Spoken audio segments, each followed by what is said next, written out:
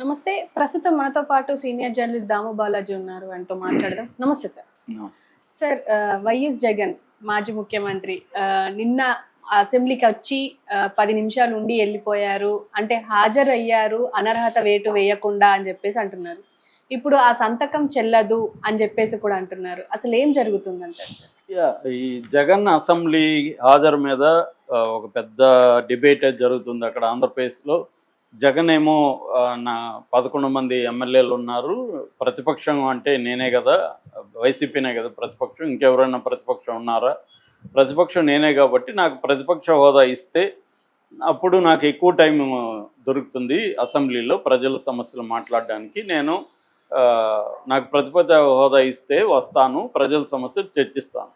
ఇవ్వకపోతే నేను అదే టైంలో బయట మీడియా పాయింట్లో మీడియాతో మాట్లాడతాను, బయట నేను ప్రతిపక్షంగా వ్యవహరిస్తాను, ప్రజల తరపున ఉంటాను. అంటే ప్రజల సమస్యల్ని అసెంబ్లీలో చర్చించాలంటే నాకు ప్రతిపక్ష హోదా ఇవ్వాలి అనేది జగన్.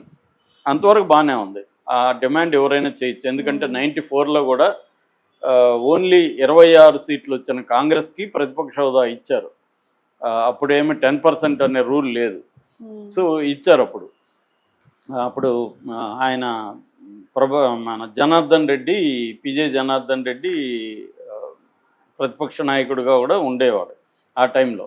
అప్పుడు ఎన్టీ రామారావు ఉన్నాడు, దాని తర్వాత 95లో చంద్రబాబు సీఎం అయ్యాడు, 99 వరకు అలాగే జరిగింది. అట్లాగే ఢిల్లీలో కూడా ఒకసారి అలాగే ఇచ్చారని చెప్తారు. అది అంటే అసెంబ్లీలో టోటల్ మెంబర్స్లో 10% ఉంటేనే ప్రతిపక్షం గుర్తించాలి అన్న రూలు విషయంలో ఎవరు భిన్న అభిప్రాయాలు వాళ్ళది క్లారిటీ లేదు దాని పట్ల. సో అందువల్ల జగన్ అడగడం న్యాయమా అన్యాయమా అనే దాని పట్ల లీగల్గా క్లారిటీ లేదు. మోరల్గానే మాట్లాడతారు, పొలిటికల్గా మాట్లాడతారు. నీకు జనం ఇవ్వలేదు కదా, మేమెందుకు ఇవ్వాలనేది తెలుగుదేశం వాళ్ళ ఆర్గ్యుమెంట్. వాళ్ళు జనం అట్లా అనుకుంటే జనం మాకు 40% ఓట్లు వేశారు కదా, సో 40% మాకు ఇచ్చినారు కదా జనం, అట్లా అనుకుంటే మీరు అడిగింది 10%ఏ కదా, మాకు 40% ఉంది కదా ఆ రకంగా అయితే అని వాళ్ళు. పవన్ కళ్యాణ్ ఏమో అలాంటి రూల్ జర్మనీలో ఉంది కాబట్టి మీరు జర్మనీకి వెళ్ళండి అని ఆయన అంటున్నాడు. సో ఇక్కడ ఇద్దరు కూడా పొలిటికల్గానే బిహేవ్ చేస్తున్నారు. నిజానికి వీళ్ళకి ఇస్తే ఏమవుతుంది, ఇద్దాము వచ్చి మాట్లాడి ఏమవుతుందని వీళ్ళు అనుకోరు, పొలిటికల్గానే డీల్ చేయాలి. జగన్ కూడా ఇవ్వకపోతే ఏంటి, మనకి 1 మినిట్ ఇస్తే 1 మినిటే మాట్లాడదాము అని జగన్ అనుకోడు. సో ఈ ఇద్దరు కూడా పొలిటికల్గానే ఆలోచిస్తున్నారు. జగన్ ఎందుకు భయపడుతున్నాడు అనుకున్నప్పుడు అది అందరికీ తెలిసిన విషయమే. అవమానకరంగా మాట్లాడతారు, జగన్ని హేళన చేస్తారు. 11 మంది ఉన్నారు కాబట్టి వీళ్ళని ఒక ఆట ఆడుకుంటారు వాళ్ళు. ఎందుకంటే ఒకప్పుడు 23 మంది ఎమ్మెల్యేలు తెలుగుదేశానికి ఉన్నప్పుడు అందులో 4 ఇటు బయటకు వచ్చేస్తే 19 మంది ఉన్నారు. 19 మందిని జగన్ ఒక ఆట ఆడుకున్నాడు, జగన్ అండ్ కో బ్యాచ్. దాన్ని భరించలేక, ఆ టార్చర్ భరించలేకనే చంద్రబాబు అసెంబ్లీని బాయ్కట్ చేసి ఆయన వెళ్ళిపోయాడు. సీఎం అయినాక అడుగు పెడతాను ఒక భీషణ ప్రతిజ్ఞ చేసి ఆయన వెళ్ళిపోయాడు. అంతకుముందు కూడా జగన్ని కూడా వాళ్ళు ఆడుకున్నారు. 67 మంది ఉన్నప్పుడు 23 మంది ఎమ్మెల్యేలని తన వైపు తీసుకొని తెలుగుదేశం కూడా ఆడుకునింది. దాంతో జగన్ కూడా అప్పుడు అసెంబ్లీని బాయ్కాట్ చేసి పాదయాత్రకు వెళ్ళిపోయాడు. సో అసెంబ్లీ అనేది ఒక కామెడీ లాగా అయిపోయింది తప్ప అదేమి సీరియస్గా ఎవరికి లేదు దాన్ని. ఇక్కడ కూడా ఇప్పటివరకు కేసీఆర్ అసెంబ్లీలో అడుగు పెట్టలేదు. కేసీఆర్ పరిస్థితి వేరే అనుకోండి, ఆయన సీఎంగా ఉన్నప్పుడు కూడా సెక్రటేరియట్లోకి ఇప్పుడు అడుగు పెట్టలేదు. సో ఆయన పరిస్థితి వేరు. ఇది ఇప్పుడు. సో దీంతో ఇప్పుడు ఏం చేశారంటే అక్కడ పైగా చంద్రబాబు ఈసారి తెలుగుగా ఏం చేశాడు, జగన్ని బండబూతులు తిట్టే ఇద్దరిని స్పీకరు, డిప్యూటీ స్పీకర్గా పెట్టాడు.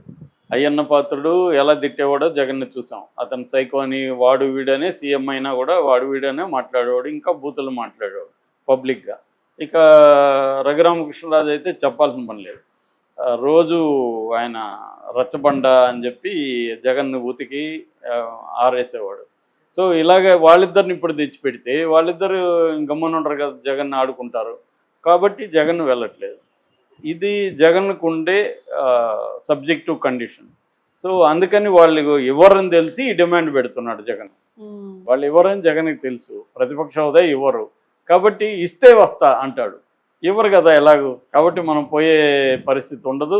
పోయే పరిస్థితి లేకపోతే అవమానాల నుంచి తప్పించుకోవచ్చు అనేది జగన్కున్న ఇది. దీన్ని తెలుగుదేశం ఏం చేయాలనుకున్నదంటే వీడిని ఏదో ఒక రకంగా రప్పించి ఇతన్ని ఒక ఆట ఆడుకోవాలనేది తెలుగుదేశంకి ఉంటుంది. ఇతను ఎస్కేప్ అయిపోతున్నాడు ముందు నుంచే అనేది వీళ్ళకు ఉంది. అందుకని వీళ్ళు ఏం చేశారు, 60 రోజుల రూల్ ఒకటి తీసుకొచ్చారు. 60 రోజులు వర్కింగ్ డేస్ కానీ అసెంబ్లీకి హాజరు కాకపోతే అతన్ని అనర్హుడిగా ప్రకటించచ్చు అనేది లీగల్గా ఉందని. దీని మీద కూడా భిన్నాభిప్రాయాలు ఉన్నాయి. దీని మీద మామూలుగా బీబీసీ ఒక కథనం ఇచ్చింది. దాని ప్రకారం ఆర్టికల్ 190(4) ప్రకారం ఎవరైనా ఒక వ్యక్తి 60 రోజులు కానీ అటెండెన్స్ లేకపోతే అసెంబ్లీలో ఆ సీటు ఖాళీ అని డిక్లేర్ చేయొచ్చు స్పీకరు అని ఉంది. దీన్ని కౌంటర్ చేసేవాళ్ళు for example Kona Raghupathi deputy speaker YCP అతనేమంటున్నా అంటే లేదు ఆ రూల్ ఉంది కానీ దానికి మళ్ళీ సవరణలు చేశారు. ఆర్టికల్ 208(1) ప్రకారం కొన్ని రూల్స్ వచ్చాయి. 2007 మార్చి 30లో మండలి పునర్నిర్మాణం జరిగినప్పుడు కొన్ని రూల్స్ మారాయి. ఆ రూల్స్ ప్రకారం 60 రోజులు అనేది అసలు 60 రోజులు రెగ్యులర్గా జరగదు సభ. 60 రోజులు రెగ్యులర్గా జరిగితే కదా ఈ రూలు, కాబట్టి ఇది రూల్ వర్తించదు అని వీళ్ళు అంటున్నారు. కానీ ఈయనెవరు యనమల గతంలో స్పీకర్గా ఉన్నాడు. ఆయన ఏమంటున్నా అంటే ఈ రూల్ అయితే ఉంది, స్పీకర్ అనుకుంటే అతను అనర్హుడిగా ప్రకటించవచ్చు, but it is not that easy.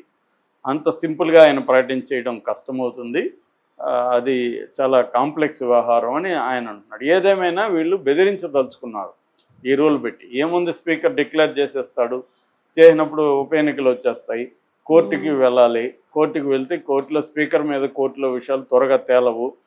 కాబట్టి ముందు అసలు ఒక హంగామా చేయొచ్చు, చూడు జగన్ అసెంబ్లీలో ప్రజల సమస్యలు మాట్లాడడానికి రావట్లేదు అనేది పొలిటికల్ యాంగిల్లో జగన్ని ఇబ్బంది పెట్టచ్చు అనేది కూటమికి ఉండే స్ట్రాటజీ.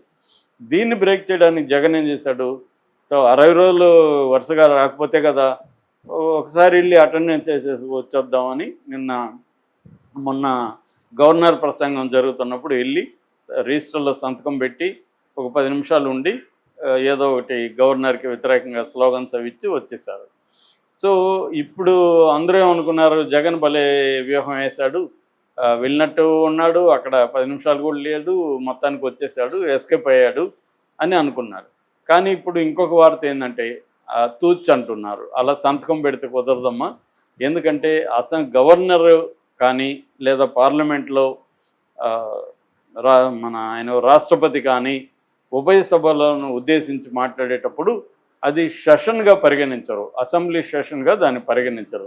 అసెంబ్లీ సెషన్గా పరిగణించినప్పుడు నువ్వు అసెంబ్లీ సెషన్కి వచ్చినట్టుగా లేదు, సంతకం పెట్టచ్చు, కానీ అసెంబ్లీ సెషన్కి రాలేదు కాబట్టి ఆ సంతకం చెల్లదు అని వీళ్ళు మాట్లాడుతున్నారు. దానికి వైసీపీ వాళ్ళు ఏమంటున్నారు, నువ్వు అసెంబ్లీ సెషన్ అన్నా పెట్టుకో, గవర్నర్ ప్రసంగం అన్నా పెట్టుకో, ఇంకొకటి పెట్టుకో, సంబంధం లేదు, అది అసెంబ్లీ జరిగినట్టే, సంతకం పెట్టి అట్లాంటప్పుడు రిజిస్టర్ ఎందుకు పెట్టారు మీరు? ఆడ రిజిస్టర్ పెట్టకూడదు కదా.